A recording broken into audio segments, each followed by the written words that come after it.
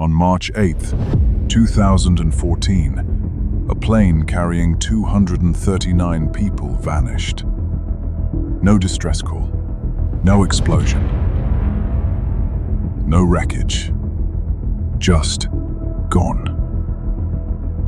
Malaysia Airlines Flight MH370 disappeared while flying from Kuala Lumpur to Beijing. More than 10 years later, the world still does not know what truly happened. This is the story of the plane that disappeared. It was supposed to be a normal flight. Malaysia Airlines Flight MH370 took off from Kuala Lumpur International Airport at 12:41 a.m. On board were 227 passengers and 12 crew members. The aircraft was a Boeing 777, one of the safest commercial airplanes ever built. The weather was calm, and the flight appeared completely routine.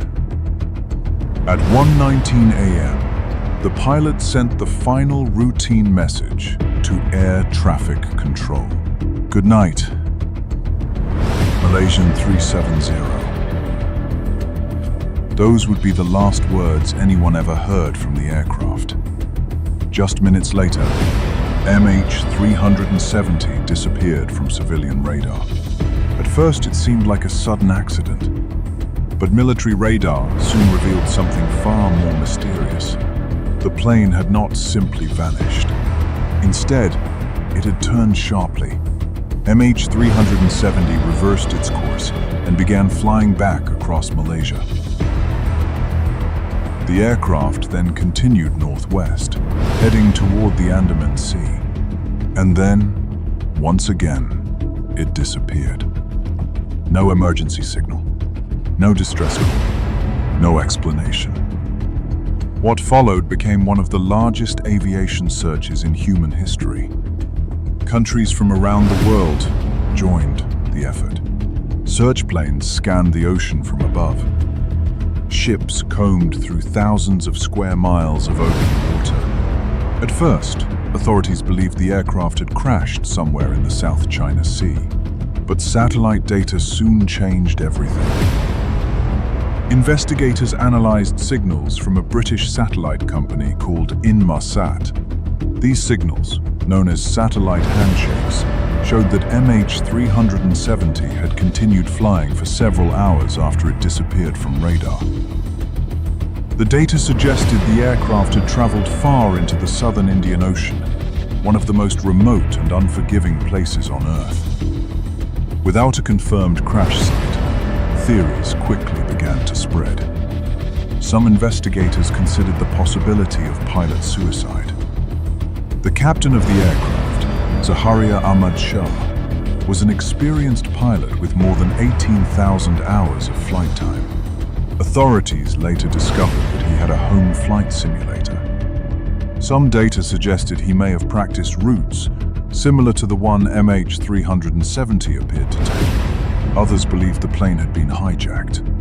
But no terrorist organization ever claimed responsibility. Another theory suggested a catastrophic electrical failure that disabled the aircraft's communication systems, leaving the plane flying silently on autopilot for hours. Some people even suggested secret military involvement or other unexplained events. But despite years of investigation, none of these theories have been proven. For more than a year after the disappearance, there was no physical evidence of the aircraft. Then, in July 2015, something appeared. A piece of airplane debris washed ashore on Reunion Island in the Indian Ocean.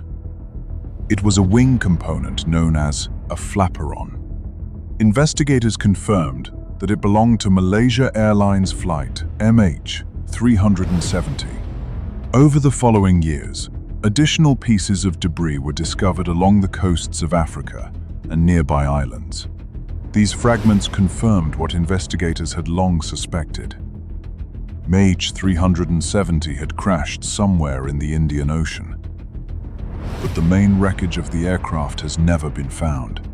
Despite years of searching and millions of dollars spent, the exact location of the crash remains unknown. The official underwater search was suspended in 2018 after covering more than 120,000 square kilometers of ocean. For the families of the 239 people on board, the mystery remains painfully unresolved.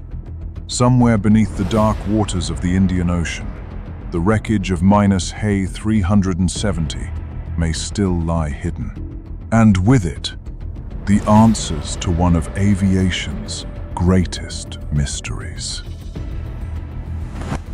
Until that wreckage is found, the world may never truly know what happened to the plane that disappeared.